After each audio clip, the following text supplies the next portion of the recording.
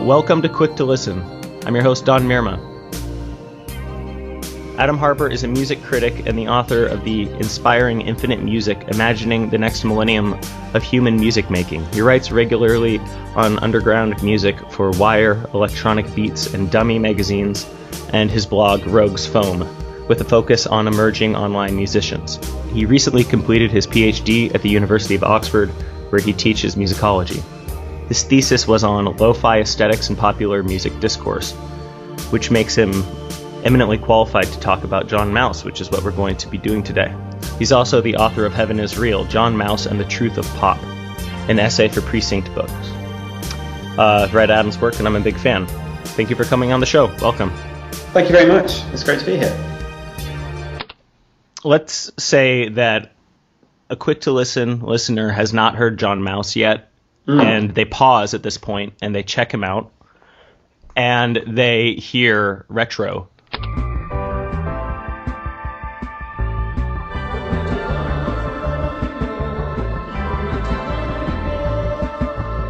And they hear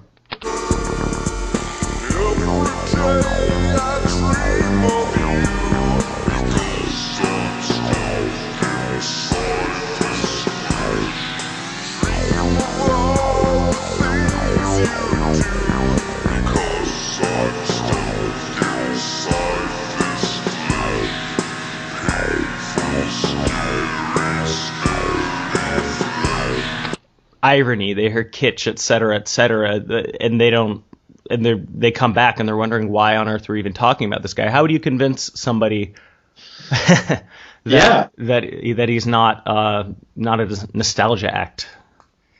Well, I would say that reaction from the listener would be entirely apt, and indeed. There's only a certain extent to which we can argue that Mouse is different from that. I mean, it takes a certain degree of theoretical complexity to argue that actually Mouse is doing something a little bit more complicated than just a kind of revival of the 80s. And we'll probably get into that. But I think on the surface, Mouse is doing a retro thing. But in his theory, and I think it plays out in his music as well, he's doing something more complicated, which is to actually make a certain degree of a caricature of if you like, 80s synth music, synth pop music.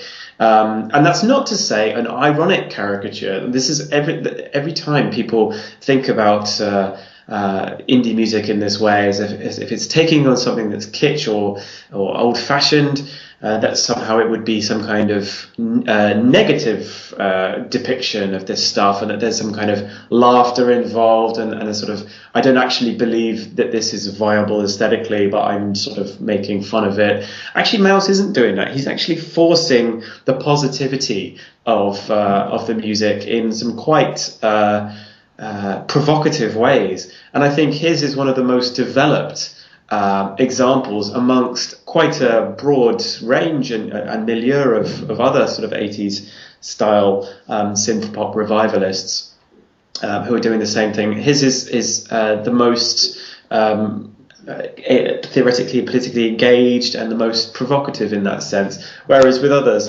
like Ariel Pink or Grimes, you can just sort of get lost in the tune, whereas with Mouse, there's a degree of interesting distancing going on with his original material, which makes you think again. So I'd say it was postmodern or metamodern in a very interesting sense, rather than just the sounds of the past are better.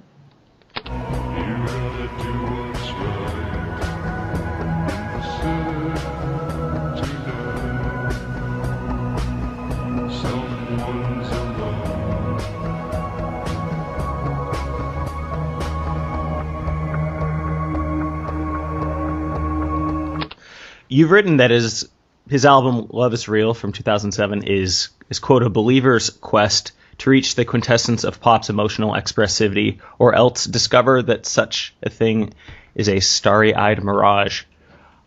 I think that is, or some alternately, someone could just listen to 10 seconds of Mouse speaking to see that he is, deeply driven and motivated, and he is a believer in the possibility of pop to create a shared vocabulary, a shared experience. The task is to connect with them. It's about the being with. It's about being with each other. The only way we'll ever arrive at a community, a genuine community, is through eventually arriving at a singular expression in the affirmation of our being singular. I'm approaching that so that, there's one, and now everybody, can join up, and, maybe there'll be something like a community that could come out of that. I don't know. Yeah, and it's interesting that he does understand. I mean, really coming from the left theoretically, quite distinctly, he does understand that pop is a language that comes from commodity and that sort of thing. But he does understand also that there is a power to its simplicity and its sincerity, and that by kind of re-engineering that, he can create a sort of utopian communion with people. And if you've been to his live gigs, he really does that as well. He's an extremely energetic performer, and it's certainly an interesting way to look at what he's doing. But then at the same time, a cynic could say that this is a post hoc rationalization of another 80s born white singer-songwriter who is being nostalgic. But I think his commentary is a lot more interesting than others in that sense. If we have to use the term irony, which I've introduced and we probably shouldn't use at all, I typically think of it as a sort of a posture of retreat, surrounding oneself with a coded labyrinthine language through which one has to pass to access the meaning that the person is getting at. But there's a much more aggressive thrust to Mouse's music. It's akin to cranking up the saturation on a digital image to see it with fresh eyes and to see how poorly or well composed it is, whether it holds together. I like that. I haven't heard him state this, but he seems very sensitive to the way that people are affected subconsciously by pop music regardless. So it's better to render its perspectives and its biases explicit. So if we're going to have songs and videos that are talking about sex in expensive cars,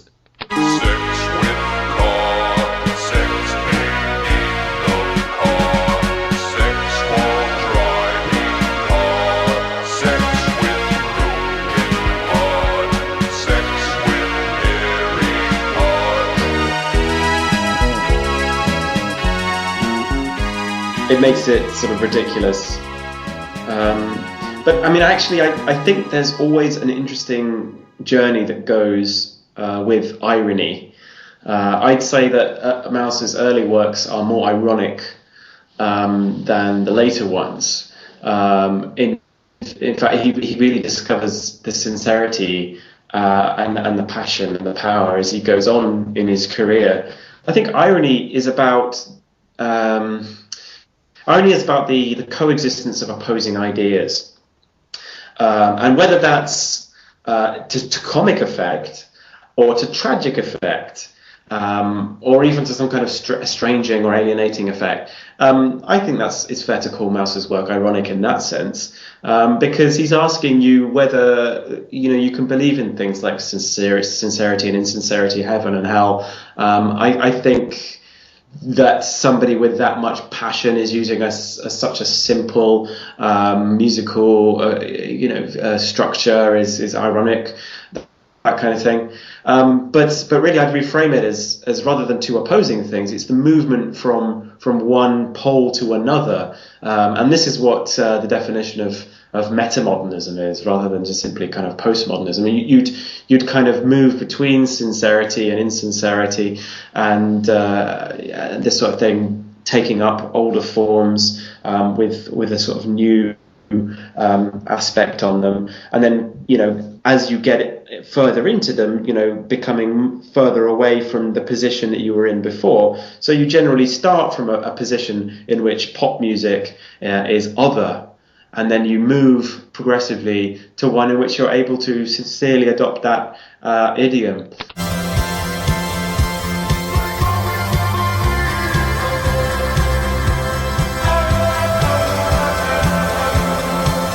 And I think lots and lots of countercultural musicians have done this. There's been folk music, it's been punk music, blues music, all kinds of music has started off sounding strange and other, and then musicians have just genuinely gotten involved with those idioms in terms of sincerity.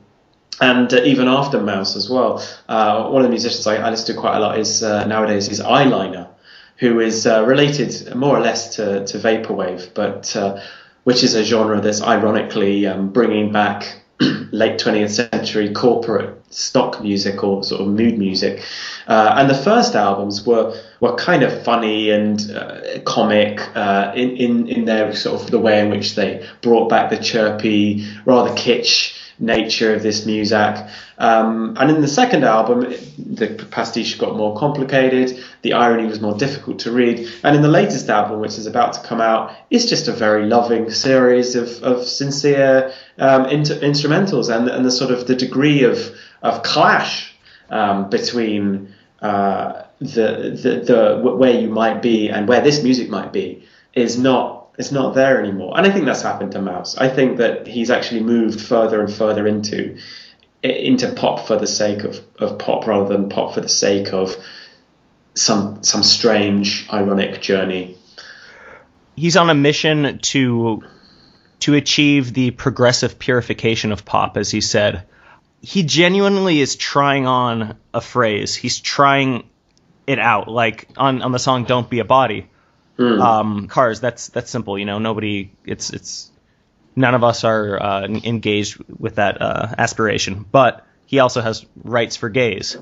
He's obviously in favor of, quote, rights for gays, but rights for gays, oh yeah,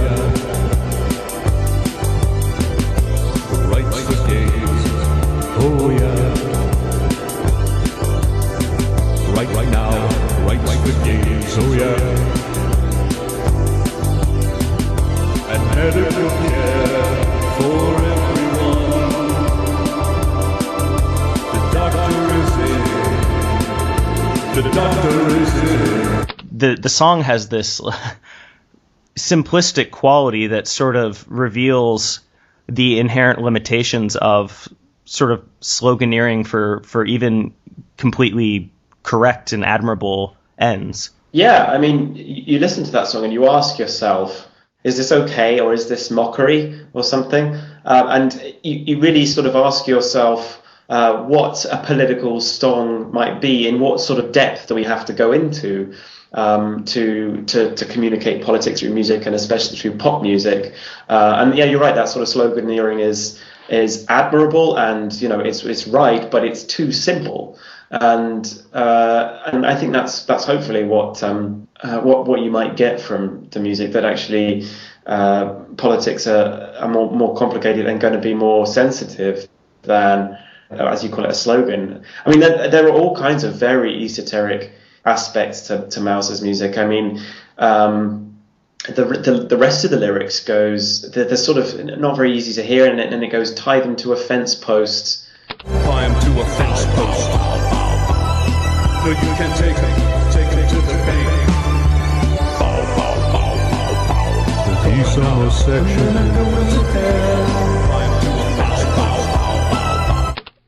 A lot of these things have got in his head very specific origins. So and then he's in just the way he sings the line, these homosexuals. It's old fashioned, yeah. Yeah.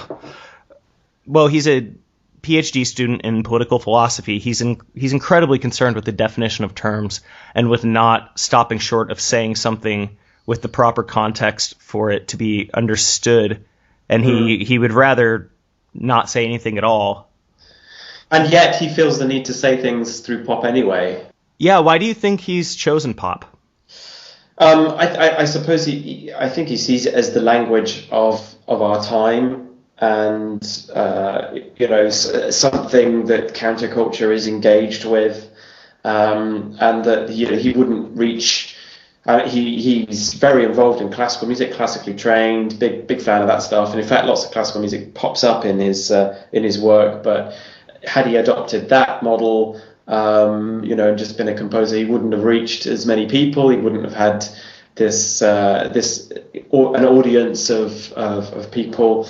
I think he's right that it's pop is the language of our time, and I think that's why it's so interesting that he's chosen a slightly aged version of pop.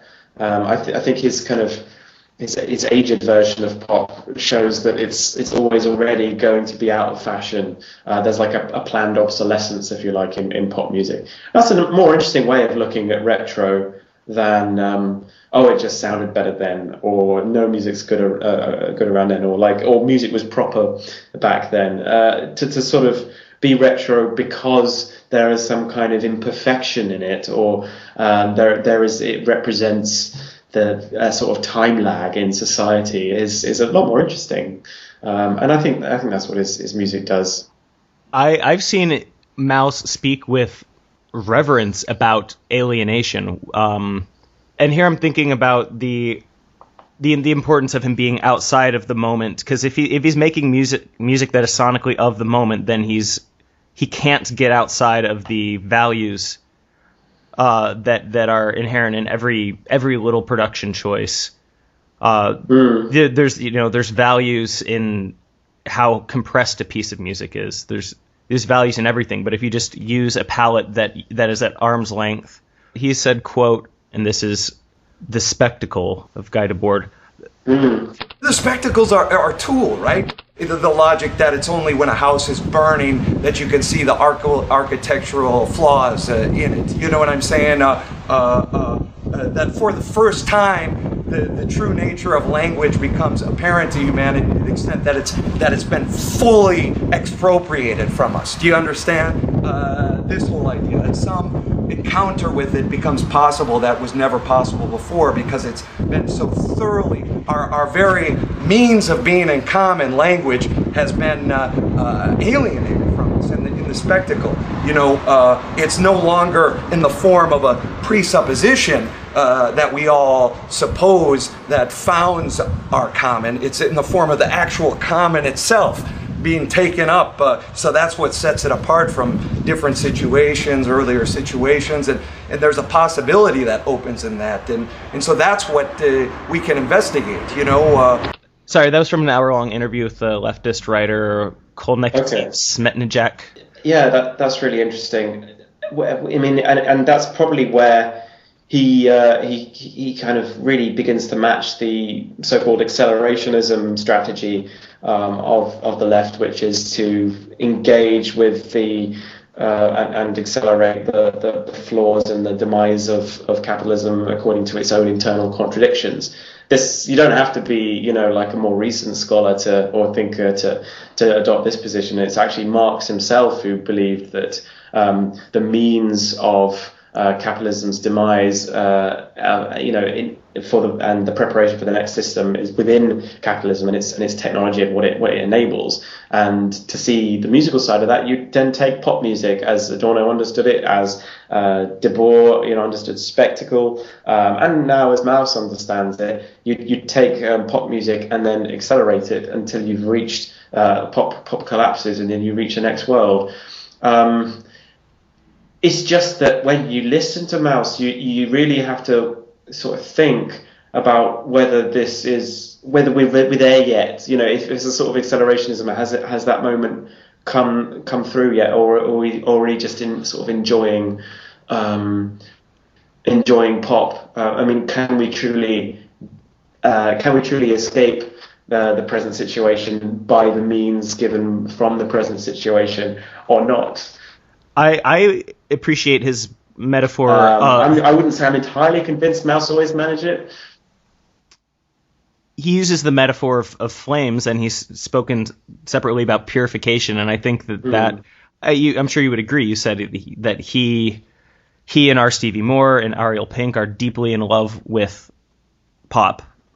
with something about pop, and he has this genuine neutrality that is hard to believe in a performer, but where I think he's willing to sort of just let the house fall as it may. The things that are trash and worthless and insipid and compromised from the outset in pop, we'll sweep that aside. The things that are worthwhile last, let those move on. I mean, in a way, it's more complicated than that, because in some cases, it's the very insipid qualities of the music that he wants to accelerate, and which, pop music is at its most precious when it's at its most awful, which is a very provocative stance. But then he does also have these interesting aspects of bringing in supposedly high art forms. Like there's quotes from Josquin in his music, there's quotes from Handel, and there's the use of modes and even sort of forms of counterpoint in his music, which is these big kind of 18th century Enlightenment forms.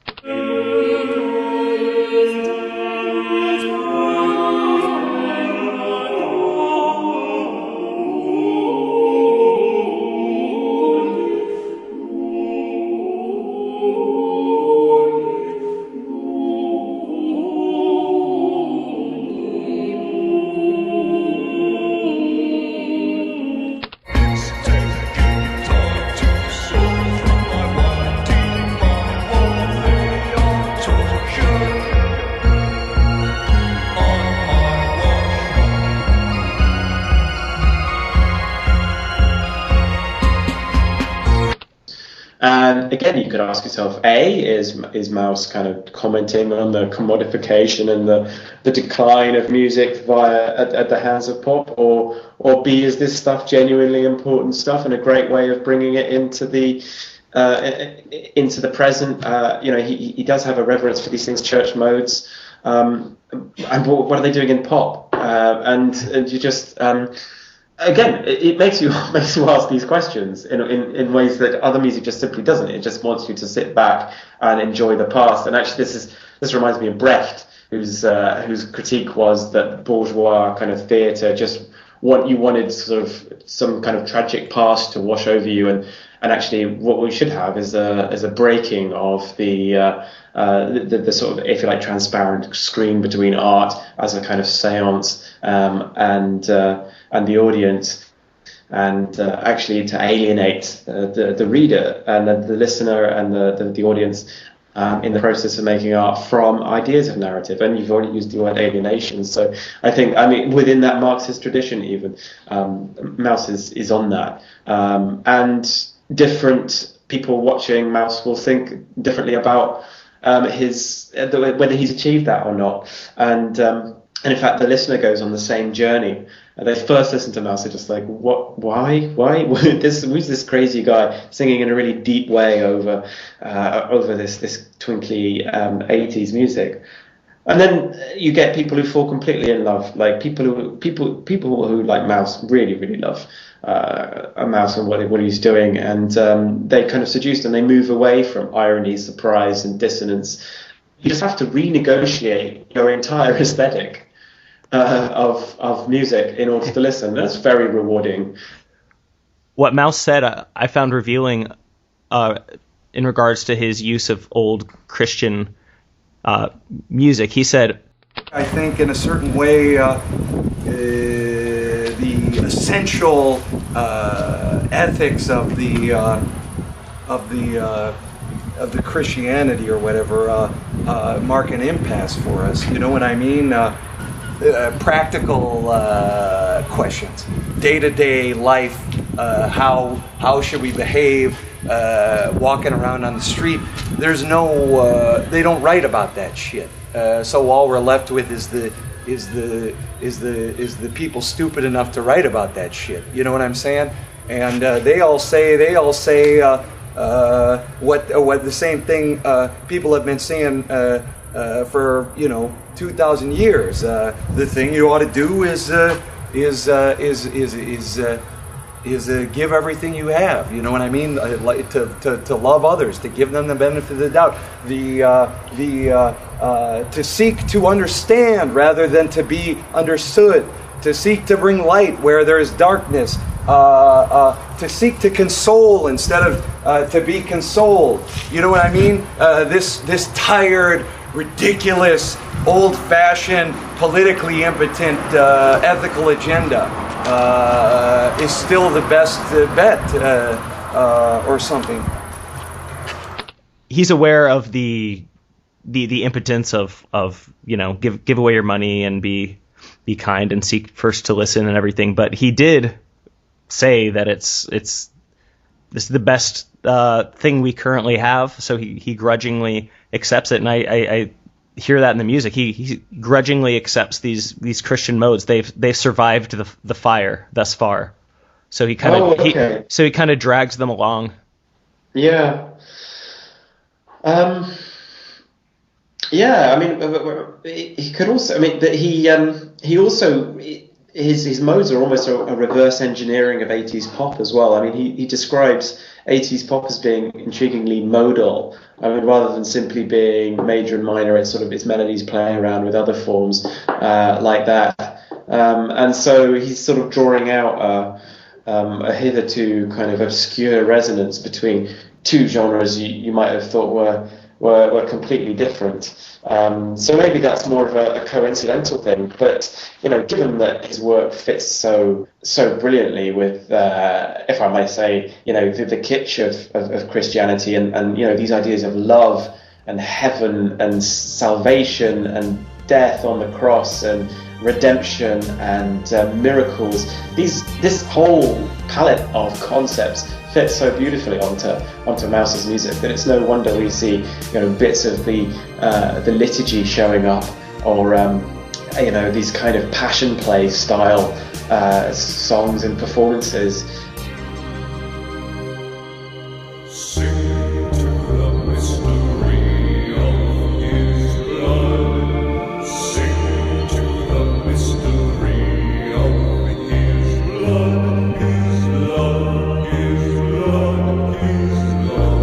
Oh, actually, I'd like to talk about post-utopian romanticism, which is a term that I think you may have introduced into the world. But I think it's very helpful in making sense of music that could be considered nostalgic, that's making use of aesthetics that were more prominent in an earlier time. You define it as a type of romanticism that generates emotional resonance from the loss, absence, or unsustainability of a given utopia.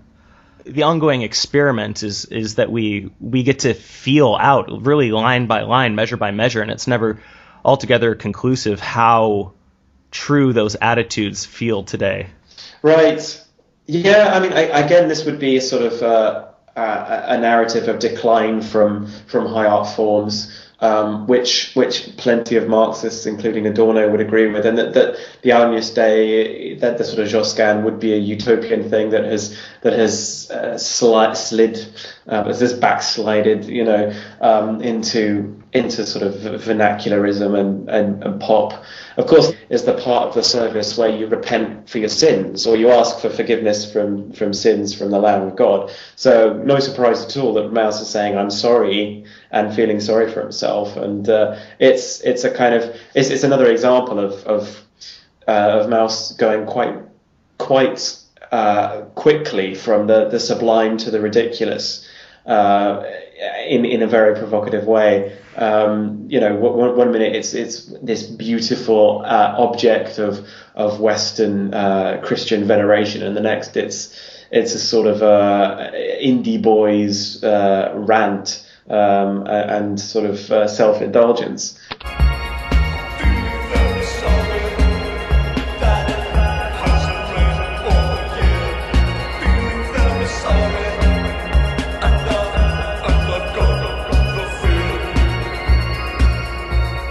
And I suppose he would show the continuum between the two, but of course that contradiction was always a continuum in pop.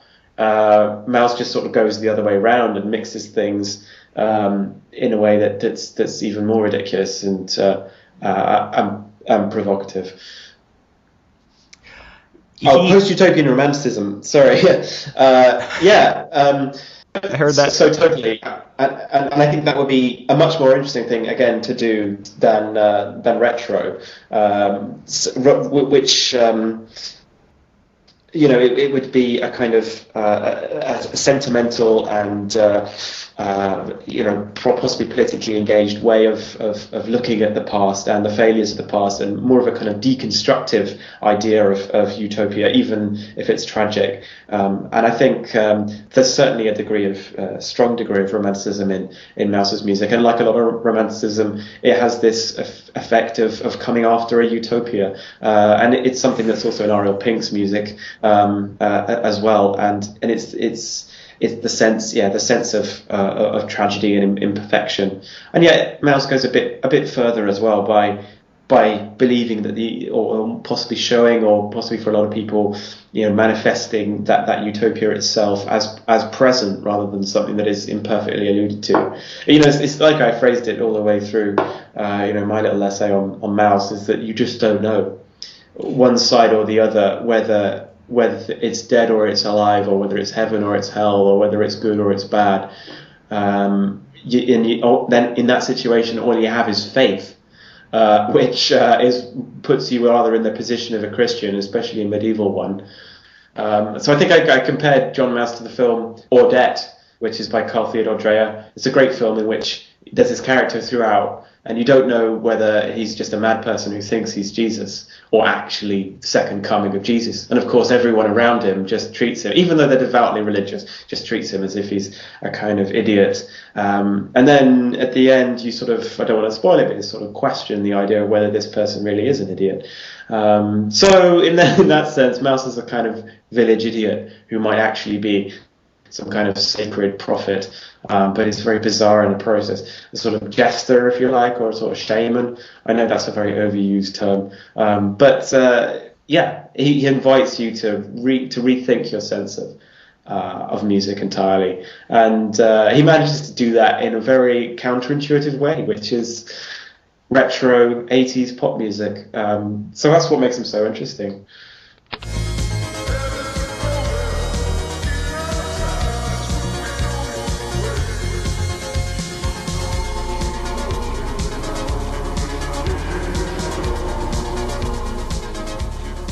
I've heard that he's planning on 9 LPs, and I'm very curious about where he could go. He said that he's hit a wall with it, with the sort of angle he's taken, and he'd like to branch off more.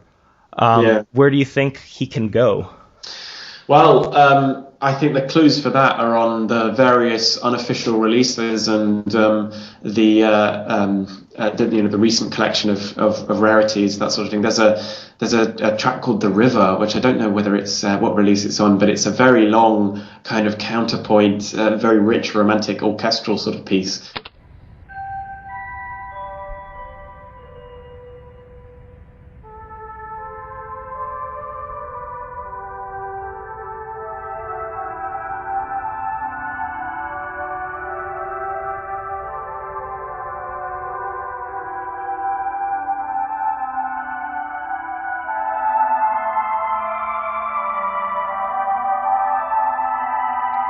I think whatever happens, Mouse is going to get weirder and possibly even more difficult to understand in the next few years. It would have been better than simply his pop music just becoming another set of nice tunes for a very large audience, perhaps. But I do believe that it'll be something bizarre and productively so. Well, thank you, Adam. I think we are out of time right now. Sure. Yeah, I'd better go. But it's been very interesting, and I hope I managed to sort of make Mouse even more mysterious than he already is. You could talk for ages about him. I do think that he is one of the most interesting musicians of the present age for his re-engineering of music like that. And I think you are a critical writer on him, and one of really the only person I've seen who's providing the necessary language and framework Aside from Mouse himself, who tries very hard to do that, but maybe not even as well as you. Mouse is someone one has to interpret rather than just simply listen to. When you engage with his own work on that, it just multiplies the possible readings of what he's doing. Certainly. That was Adam Harper, author, composer, teacher of musicology at Oxford University. I encourage you to check out his book, Infinite Music. It's excellent, and it increased my appreciation. I'm traditionally minded in the way that I listen to classical. I poke around in the avant-garde, but it is the book that made abstract and avant-garde music make sense to me and not feel alien to me. I also encourage you to check out his blog, Rogue's Foam.